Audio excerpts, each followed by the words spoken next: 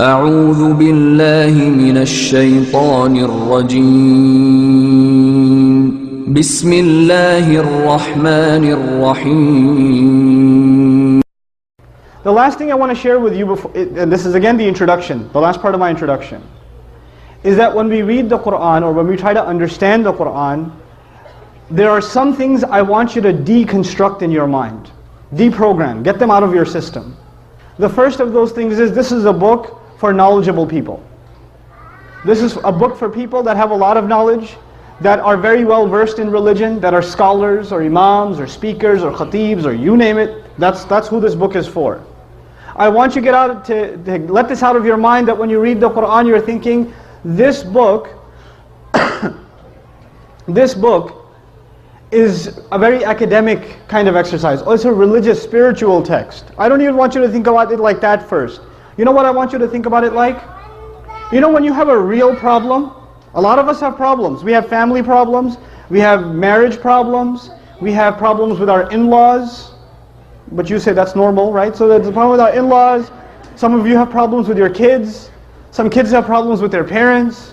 Friends have problems with each other. Some of you have problems at work. Some of you have problems in business. We have all kinds of problems. And when people have really bad problems, you know what they do? They go talk to a friend. Man, can I talk to you? This thing's really bothering me. And you call a friend and you're on the phone with them for an hour, talking about your problem. Right? This is what most of us do. And hopefully people you talk to about your problems are in your family. But for most of us the problem is the family, so you got to find somebody else. Right? And this gave birth to really a gigantic scam industry, even though there are some very legitimate psychologists out there, but a lot of therapists are just crooks. They'll call you over, charge you $350 an hour and say, tell me how you feel. Tell me about your problems. And you'll talk about your problems for an hour, and at the end of that they'll say, do you feel better? I'll say, no, you're supposed to tell me something. I was like, no. My way of getting you to feel better is to talk about your problems. But you know, when we talk to Allah about our problems, then He gives us counsel. He gives us therapy. He gives us advice. That's what the Quran is supposed to be. When you're having problems, and all of us do have problems, the Quran is supposed to be Allah giving you and me very relevant advice for my life and your life. It's a personal relationship. It's not an academic relationship. It's not this superficial kind of relationship. First and foremost, it's a personal relationship. And when Allah is giving instructions, even when He's telling stories of the past, you're supposed to not be thinking only about the past. What should you be thinking about? Yourself. I'll give you one example of that and I'll go on. I'll give you a scary example of that.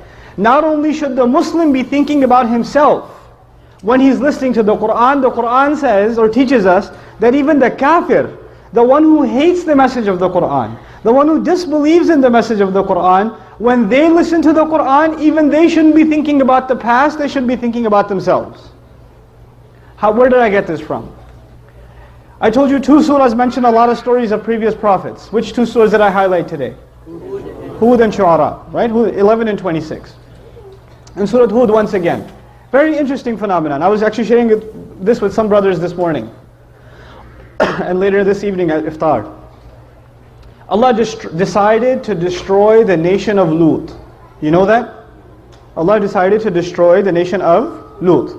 You know how He decided to destroy them? فَإِذَا جَاءَ أَمْرُنَا جَعَلْنَا عَالِيَهَا سَافِلَهَا. When our decision came, we decided to make their high points their low points. You know what that means? Their buildings were very high. And Allah said some kind of earthquake, tornado, hurricane, whatever He sent, but those buildings started caving in, the roofs, the ceilings started collapsing, and the buildings are falling apart because of these earthquakes that are coming on this nation. You know what happens when earthquakes happen, right? What are you supposed to do in an earthquake? You're supposed to get out of the building. Especially if it's a minor earthquake, stand underneath the doorways, right? Stand underneath the strong construction. But if it's a major earthquake, get out of the building, be outside. Allah says everything that was high was made low. Not a tree is standing, not a roof is standing, everything's destroyed. When everything's destroyed, many people get crushed. But the people who didn't get crushed, where are they now? They're outdoors. There's no roof left.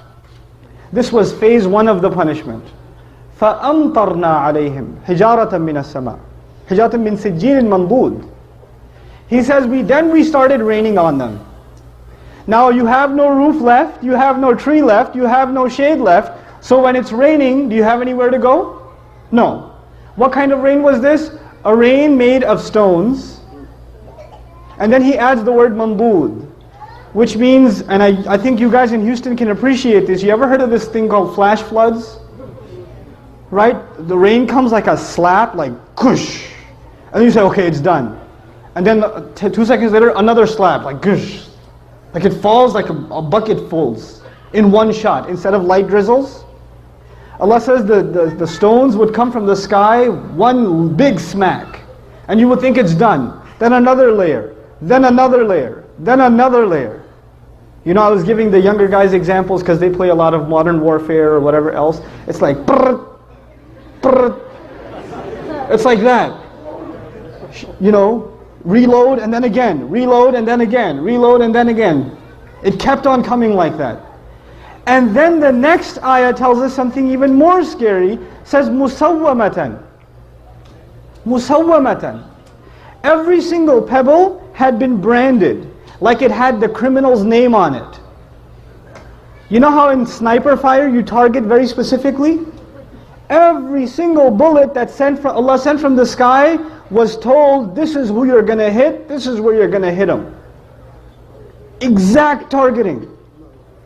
First Allah brought the targets out of the houses. Because if they were still inside the house, you can't hit them. So first Allah shook the houses and got them out of the way. Now they're outdoors, now the firing begins. The firing squad begins. And at the end of all of this, you know what he says? Of course, what nation did I just tell you about? Lut. And you know who the first people listening to this was? The Quraysh are listening to this. And the Quraysh were listening to this. And to them, this is old history. This is not something that happened that they saw. This is old history for them. Allah says in the same ayah, وَمَا هِيَ لِلظَّالِمِينَ بِبَعِيدٍ. Watch out. For anybody who does wrong, this isn't that far away. For anyone who does wrong, this isn't far away. Who should they be thinking about now? Themselves, immediately. The history lesson became alive for them. You used to be a party animal yesterday. This Ramadan, you turn back to Allah and you've discovered Islam. And all of a sudden, you want to become the preacher in your family and tell everybody that they're wrong and that they're doing haram. Before you do, you need to get a little credibility, don't you? Before you open your mouth, before you start yelling at your uncles, right? Before you start teaching, giving them the khutbah, you come in here the khutbah and you say, I'm going to do this at home. That's a good point. My dad needs to hear this one. This is going to make a great point of argument, right? A lot of excited young people do that. They discover the religion, they hold on to it, and they use it to debate with family, right? When you do that, you're basically abandoning what the messengers did. You have to have a little credibility first. When you turn to the religion, you become the best son, the best daughter, the best husband, the best wife. Speaking of the best husband, I want to tell you a story. A really good one on this subject, making people conscious of Allah. You don't just invite people to have taqwa of Allah with your words. Your character says a lot. A friend of mine, he became a friend actually on a short trip, told me about how he was raised in a Muslim family. He's Guyanese origin, and in Guyana there's Muslims that are committed and there's Muslims that have mixed their religion with Hinduism, and some Muslims that are just Muslim by name and they've completely almost lost everything of the religion. They almost know nothing of the religion. And he was of the latter type. He almost knew nothing about the religion. So as he was growing up in New York, he almost completely just wasn't even practically Muslim. He used to, get into fights with his mother. He went to jail a couple of times. He was in gangs, all kinds of stuff. Later on in life, he decides he wants to, he's looking for God. And he knows at least by name he's Muslim. I think his name was Muhammad or something, right? By name he's Muslim, so he should look into what religion first? Islam. So he starts looking into Islam, starts going to the masjid, starts learning how to pray again, becomes more serious. At the time he was, he had married his girlfriend who was Christian or whatever. Right? And he starts becoming more serious about the religion. And then his wife notices that he's praying. And the beer is gone from the fridge. And he's not going out with his drinking buddies. And he doesn't go to Atlantic City on the weekends. He's a different guy. Something's changed, And he doesn't say anything to her.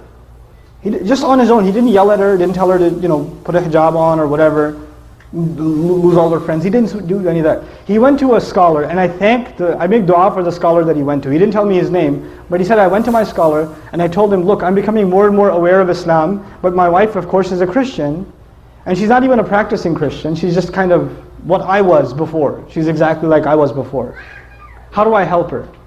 He said, don't tell her a thing about Islam, just be the best husband you can be, and to do that, just study what kind of a husband the Prophet was. Just do that. Don't worry about what you need to tell her.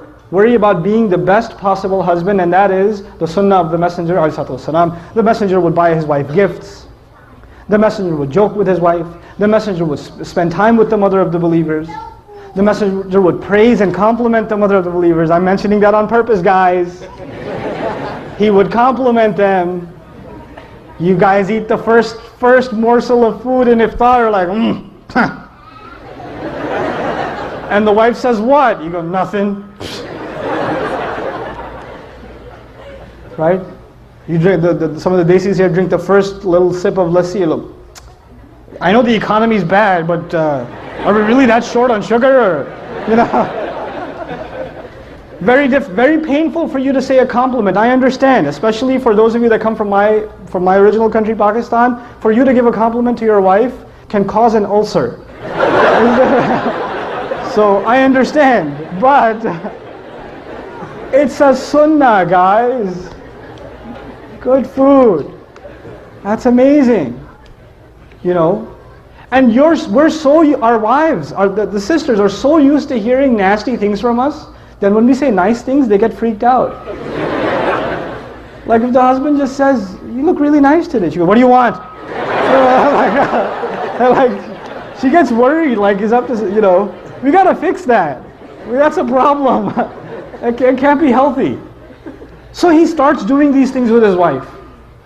And in the beginning he used to argue with her sometimes about Islam and tell her how Christianity doesn't make sense, how can 3 be 1 and 1 be 3, all those kinds of arguments, you've heard them before, right? And none of those would work with his wife, none of them. He's like, no, I'm a Christian and that's it, Jesus is in my heart, leave me alone.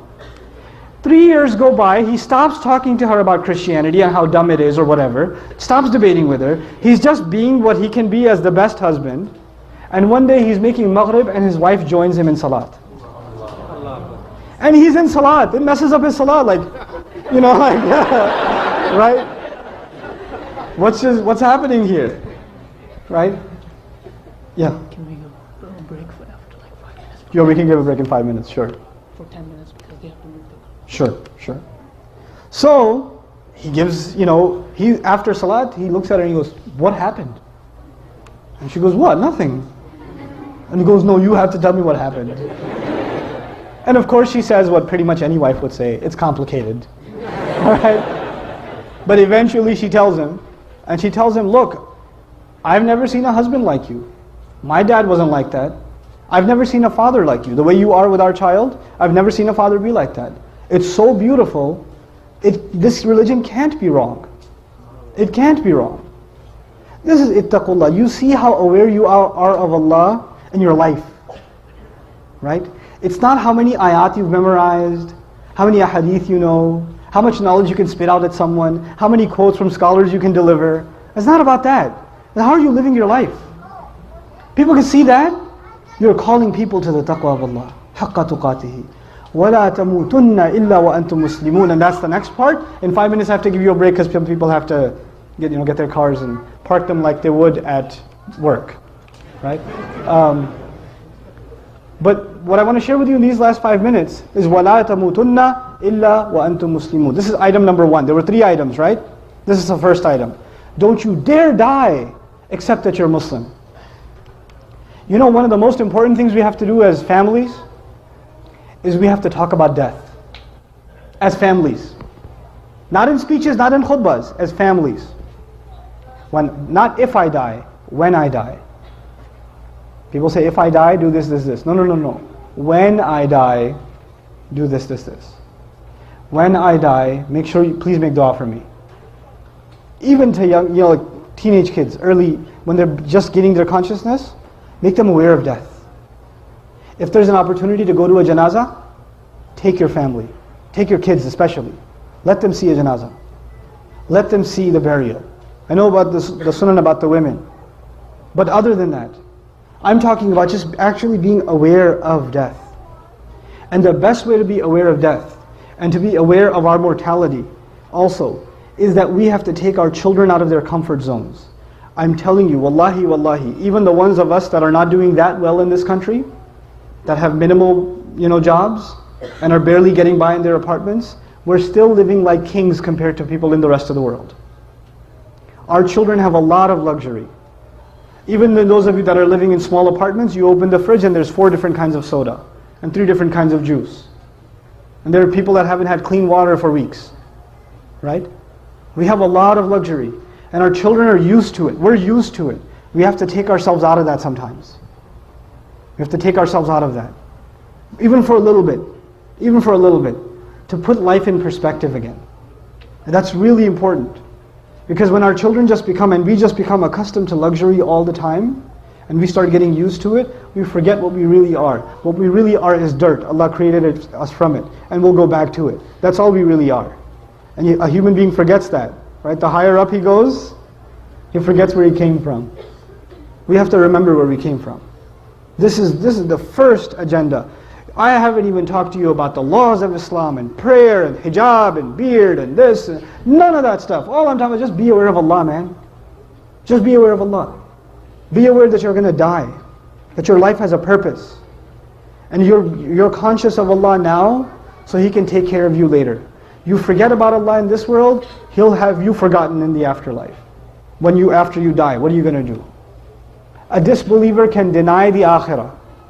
A disbeliever can say there's no coming to life after death. But even a disbeliever cannot deny death itself. Death is a reality. That's going to come. If there's one thing that makes us, worry. I actually love Ramadan for that reason. How much time left? A couple of weeks, right? How fast did that go by? How fast? That's your entire life is going to be like that. My entire life is going to be like that. Ramadan, you know how fast it went by? That's how fast life goes by. It's a good training on how we say, only a couple of weeks left. I got to do this. At least those of you that care. I got to pray more. I got to finish Quran. I got to do this. I got to do that. I have a little bit of time left. If you can develop that attitude in Ramadan, you should transfer that attitude to the rest of your life. I only have a little bit of time left. I got to get some stuff done. I got to put this investment in place. So once I'm gone, I keep getting the credit. The sadaqah jariyah, I keep getting it. From my children, from what I taught, from what I help people with. From good things I did in this world. This is our first campaign. For our families before anybody else. And worry about family before you worry about anybody else. If we can do that, inshallah ta'ala, we're going to be ready for the next phase of this campaign that will create this beautiful society that Allah wants us to become. His messages to you, His miraculous signs to you, so you can now become committed to guidance. Now become serious. This was step 2. Step 2 was hold on to the Quran and use that as an excuse to create brotherhood. Use as an excuse to create unity. You know what we're seeing here tonight? This is not Numan Ali Khan, this is the power of Quran. This is Quran. It can create unity. We don't even know each other. But I sense a genuine brotherhood. You feel it too. This is powerful. This is what Quran can do. So you can become committed to God. You can feed off of each other's energy and you can become more and more serious and more committed to the direction that Allah wants you to go into. The final step, if we get through this step and we have a healthy community and we have brotherhood among each other, then we are ready for the next step. You don't go to the next step until you take care of step 1 and step 2. Eventually we'll be at step 3. What's step 3? وَلْتَكُمْ مِنْكُمْ أُمَّةٌ يَدْعُونَ إِلَى الْخَيْرِ. Out of you, a group should rise. They should be made up of people from you. And their job will be to call people to good things. They'll be always inviting people to good things. In other words, not every one of us is going to hit the podium, but there will be a group that will come from us. When the brotherhood is created, talents will be identified, and we're going to hone those talents, and the entire community is going to invest in those talents, and they're going to rise. And they're going to call people to good. وَيَأْمُرُونَ. Can you imagine young people from our community, our own community, one day giving the khutbahs? One day inviting people to good, one day going and going on talk shows and responding to people that are hating on Islam. Our own kids that are born and raised here. Can you imagine that day? It's an incredible thing. When they're from among you, calling to the good. يَدْعُونَ إِلَى الْخَيْرِ وَيَأْمُرُونَ بِالْمَعْرُوفِ وَيَنْهَوْنَ عَنِ الْمُنْكَرِ. Probably one of the most misunderstood concepts in the entire Quran. Actually, I was going to spend about an hour and a half just on this tonight, but I can't. Just on وَيَأْمُرُونَ بِالْمَعْرُوفِ وَيَنْهَوْنَ عَنِ الْمُنْكَرِ. But I'll summarize what I can for you. The translation says most of the time, they command the good and forbid the evil. How many people have heard that before? Command the good, forbid the evil, right? You've heard that before, right? Very, very shallow translation. Ya'murun means, it's a spectrum of things. Amr means suggesting something, advising something, trying to convince someone to do something, encouraging someone to do something, and commanding someone to do something. Is there a difference between suggesting and encouraging and commanding? There is, right? It starts with suggestion. And there are different situations. I'll give you a real life, really simple example. I love simple examples. Or I think they're simple. Right? Dinner's ready. I'm going to call my dad to dinner, and I'm going to call my son to dinner. Dad is downstairs, son is upstairs. I'm going to say to my son, dinner's ready. I'm going to say to my dad, Abba, dinner's ready. I did amr in both cases. In one case I used authority. In the other case I used respect, request, right? Two different things. Two different situations. Amr bil ma'roof depends on the situation. You don't go commanding people. You don't take out your haram gun and haram, haram, haram, haram. Everything's haram. You can't do that, don't do that, no. And we have, unfortunately, some of this social constipation in our masajid in some places. We have it. I know it's a bad term, but I feel that way. Like it's almost like you can't even be happy in a masjid. Like if you smile and say, Assalamu alaikum. Look. Masjid. No happiness here. Oh man, masjid is supposed to be a place you can be happy. Don't be judgmental on people. Don't just tell people you should be doing this. That's haram. That's not right. And the guy, this happened in a masjid recently. This youth came to the masjid in Ramadan, last Ramadan, and some of these kids have never been in a masjid. Like they're Muslim, but they've never been in a masjid ever. The kid walks into the masjid. He's got a couple of earrings. And he's got tattoos. What if some of our incredibly wise members of the community do? That's haram. He's like, what, my ears? Haram? What, do you want to pull it off? Then you're going to say your salat is not accepted, you're bleeding. What do you want me to do? You can't go around telling people what to do. Your first job is to instill people in awareness of Allah. Everything else will fall into place. Remember step 1? So what does Amr bil Ma'ruf really mean? It means call people to good, decent behavior. Encourage people to do the right thing. Don't worry about the finer details. They will happen. They will take care of themselves. Worry about the big things. You can correct someone on how high their pants are, and you can try to advise someone to get out of a liquor store, which is a priority. Think about that.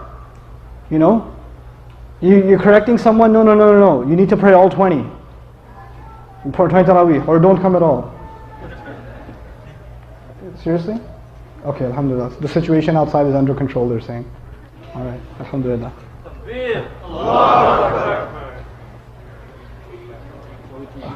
Yeah, we can go on, inshallah. But yeah, we can. Okay, so what was I saying? Something about Islam? Yeah, priorities. When you're going to bring up an issue, make sure it's an issue of priority. There are finer details in our deen.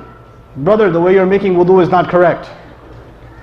It may be true. The way he's making wudu is not correct. That's not the way to bring it up though. That's not the way to bring it up. That's not Amr bil Ma'ruf. That's just you trying to show people that you know more than them. That's just you inflating your own ego. Don't do that. And eventually when we become a community of encouraging each other to do good, And I tell you what that is. I'll give you some practical examples of what you should be encouraging people to do. Tell people how are you raising your kids? What do you plan on doing with the kids? You know, even for Muslims that aren't practicing their religion, even they're worried about their children, right? Even non-Muslims are worried about their children. And so when we bring that priority, then people actually, that concern for our children is an actual easy vehicle by which people can start coming closer to their religion too. Coming closer to becoming more serious about their deen.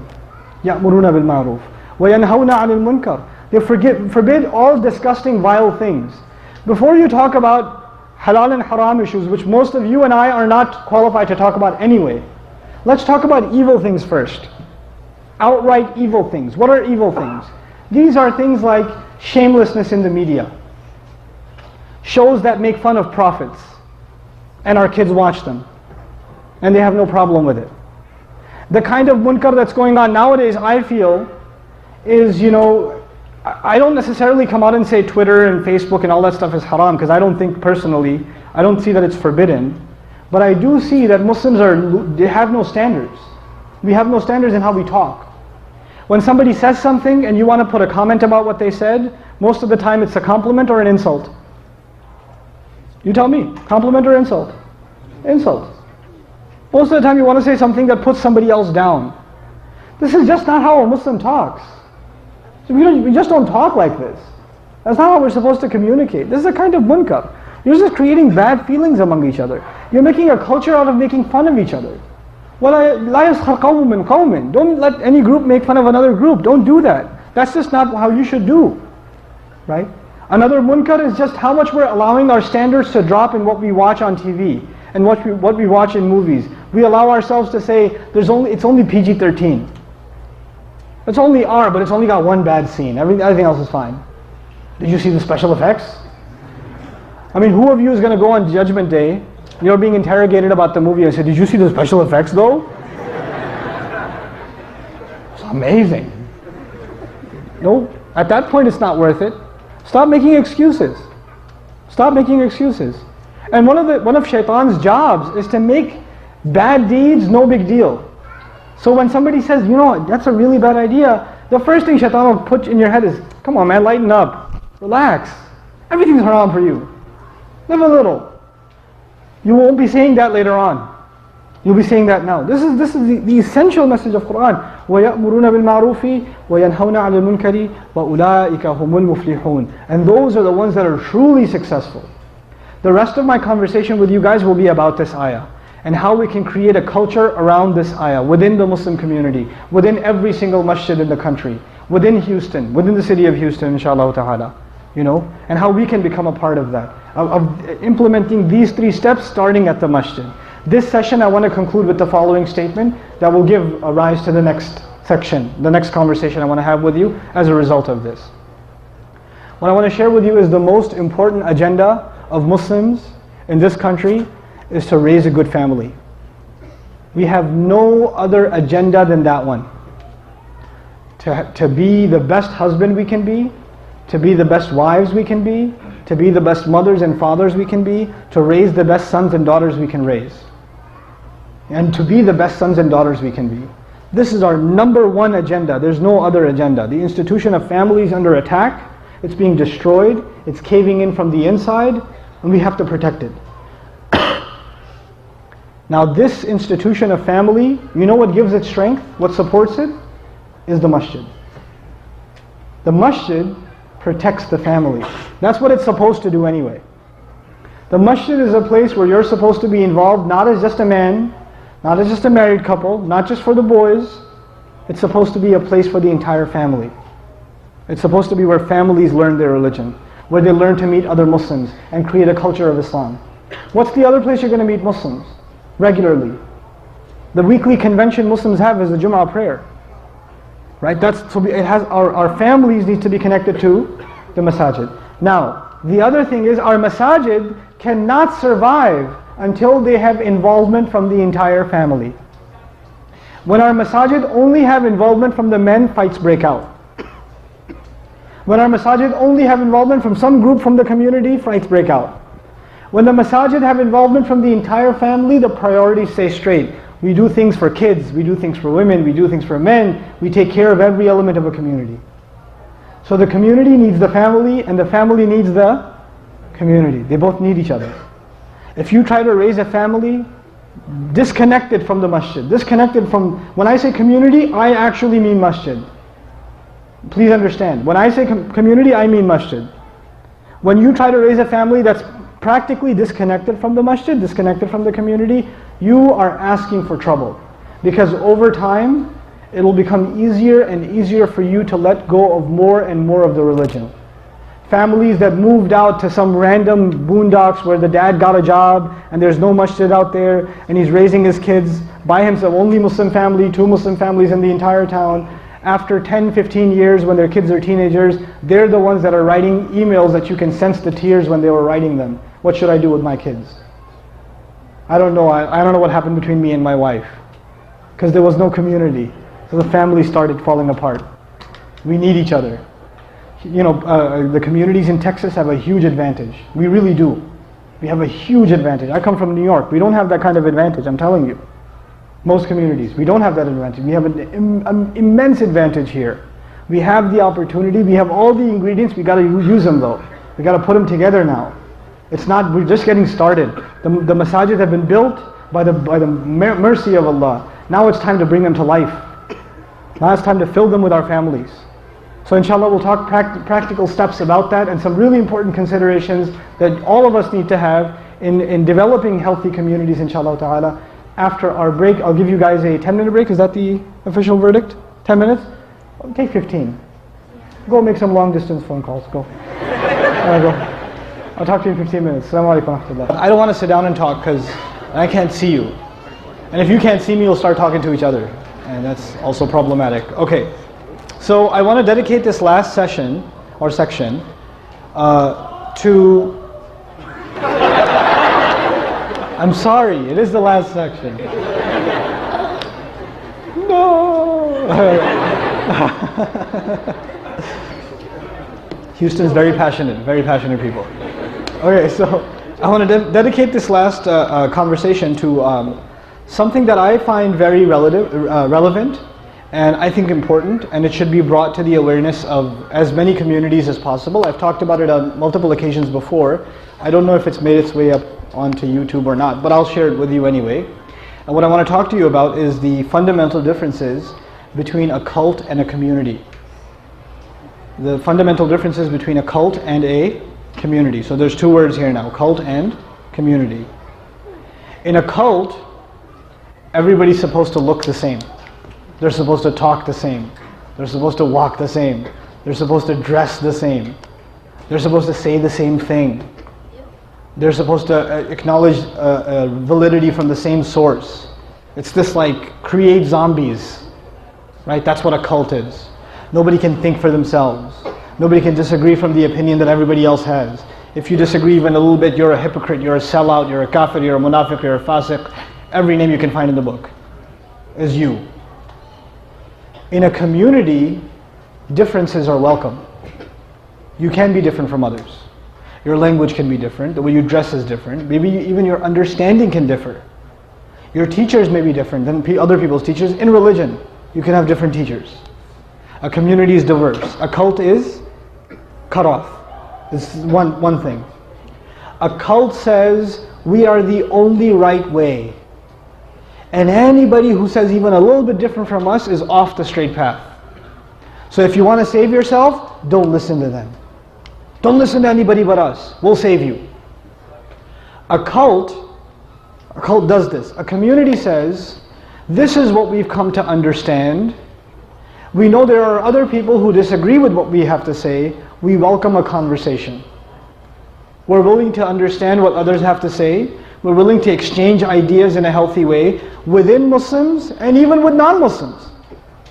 So this is not just this differentiation between Muslims, but even if non-Muslims have something they disagree with us in, instead of calling them kafir, and they're the ones over, don't listen to them, we can invite them and we can have a healthy conversation with them in a respectful fashion. That's what a community does.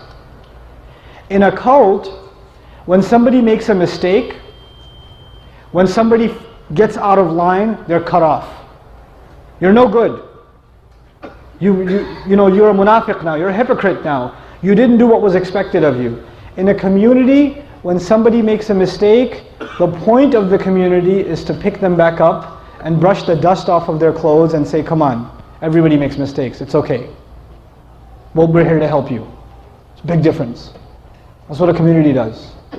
A cult it passes judgment on people. It establishes that the leader is superior to the followers, and all the followers basically have really low self-esteem. They put all of their confidence in a leader. They themselves have no regard.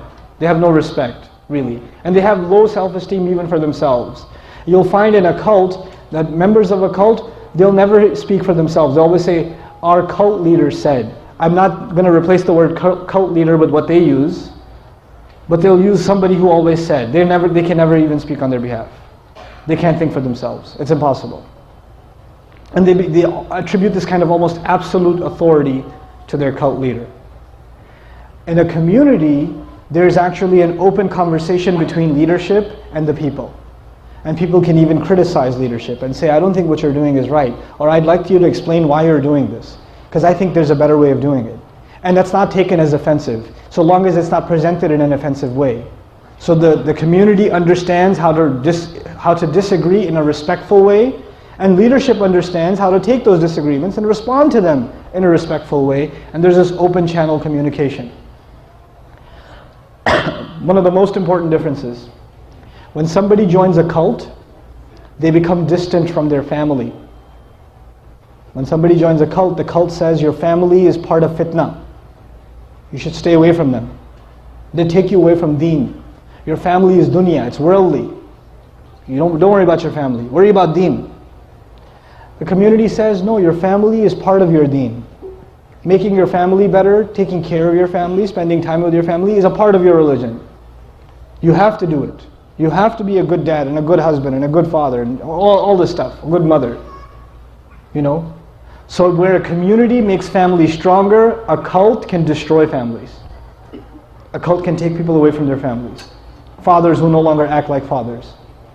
Husbands who no longer act like husbands. They don't fulfill their roles. A lot of masjids across America are cults. And very, very few masjids across America are communities. We have to make the effort of making all of the masajid across the country into communities. You know the last comment I made in my last session? You can't have the masjid operate properly without having what involved? Family. When you have family involved, it won't become a cult. It won't become a cult. It can't. When the family is uninvolved, there's just some people involved and one or two personalities dominate and it starts becoming a cult. And it just gets hijacked and then some personalities take over the show. And that's what ends up happening. And everybody means well in the beginning. But that's just not how the world operates. We have to make an extra effort to create communities. It's a big priority. It's a huge priority for us in this country. So I wanted to start our conversation from that. And then I want to take you to just some practical components of Amr bil Ma'ruf and Nahi Anil Munkar, the last thing we talked about, and then move on to the next ayat that are coming since we have time, alhamdulillah.